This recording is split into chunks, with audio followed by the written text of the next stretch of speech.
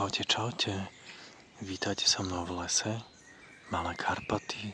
Je krásny júnový deň.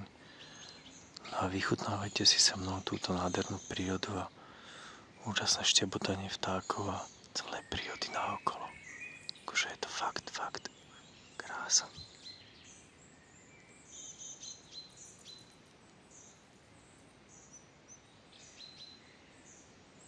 Akože nádhera aj tie farby. Tá zelená, modrá. Už zase mám čo kresliť, sa tak inšpirácia.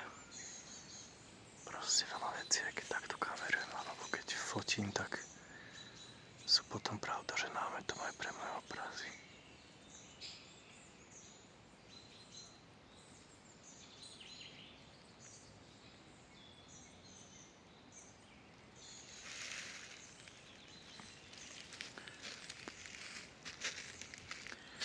Pred chvíľkou tu bolo ešte taký jeden mrak, ale ako na zavolanie vyšla slnko spoza neho. Tá radička.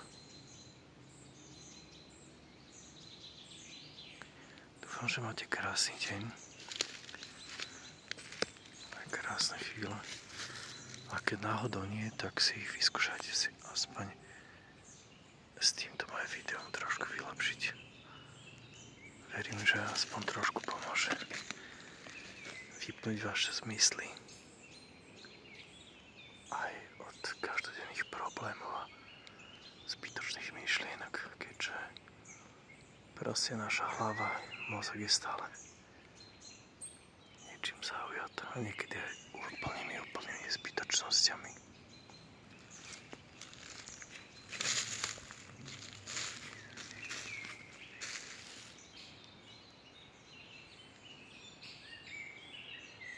Oáza pre dušu. Teda pre moju určite, no verím, že aj pre vašu.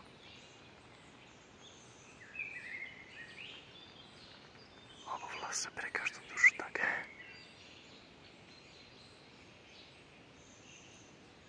Krása.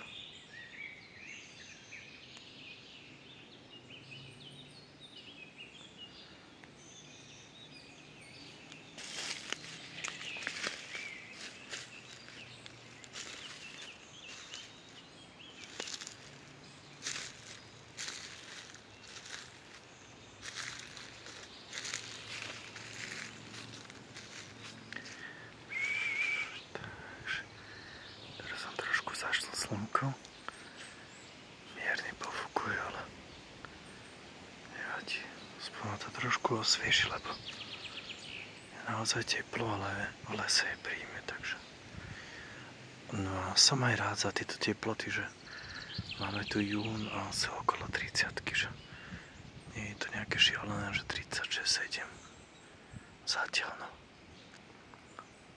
uvidíme, ako to bude pokračovať leto.